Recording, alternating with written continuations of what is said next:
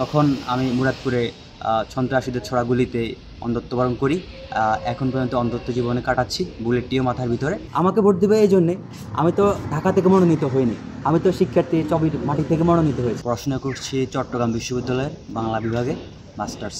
আসন্ন চাকসুতে সমাজসেবা ও পরিবেশ বিষয়ক সম্পাদক পদে লড়ছি। আমি বিশ্বাস করি যে চাকসু শিক্ষার্থীদের অধিকার আদায়ের অন্যতম বড় একটা প্ল্যাটফর্ম, আর এই প্ল্যাটফর্মে নিজেকে যুক্ত করে ছাত্রদের বা শিক্ষার্থীদের অধিকার আদায় হবে আমার দ্বিতীয় লড়াই।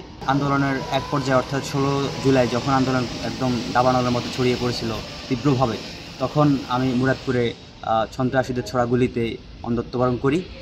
এখন পর্যন্ত অন্ধত্ব জীবনে কাটাচ্ছি, বুলেটটিও মাথার ভিতরে। ডাক্তাররা বলেছিল যে কখনোই আমার দৃষ্টি আর আসবে না। 5 আগস্টের পরে আমরা চিন্তা করেছি আমাদের ক্যাম্পাসকে স্বপ্নের ক্যাম্পাস হিসাবে যে প্রতিষ্ঠিত করতে যা যা করণীয় তা করতে। শিক্ষার্থীদের অধিকার আদায়ে 5 আগস্টের আগে কিংবা পরে কখনোই পিছপা হয়নি, ভবিষ্যতেও হব না। আমি আমার একটা ফাউন্ডেশন আছে, নাম হচ্ছে দৃষ্টিদান ফাউন্ডেশন। 64 জেলাতে এডুকেশন, হিউম্যান রাইটস, এনভায়রনমেন্ট নিয়ে কাজ করে। তো ওই যে একটা অভিজ্ঞতা, ওই অভিজ্ঞতাকে এখানে নতুনত্ব আনায়ন এবং বৈচিত্র্য সম্মেলন করার জন্য মূলত এখানে আসা। ক্যাম্পাসকে পরিষ্কার রাখা আমার নৈতিক দায়িত্ব এবং সামাজিক যে নৈতিক অবক্ষয়, সব কিছু মিলিয়ে বিশ্ববিদ্যালয় হচ্ছে দেশের একটা আশা জাগনীয় স্থান। আমি এখান থেকে অন্তত সেই আশাটা, সেই কাঙ্ক্ষিত সমাজটা যাতে বিনির্মাণ করতে পারি, সেই বিষয়গুলো এখান থেকে রাইজ করতে চাই। যাকে ইচ্ছা তাকে দিই, তবে দলান্ধতা আমার এলাকার বড় ভাই, এলাকার ছোট ভাই, ডিপার্টমেন্টের বড় ভাই, ডিপার্টমেন্টের ছোট ভাই, বন্ধু বান্ধবী, এই বৃত্ত থেকে ভোটটা দিলে আমরা যে কাঙ্ক্ষিত নতুন রাজনৈতিক বন্দোবস্তের কথা বলি তা কিন্তু বৃথা যাবে।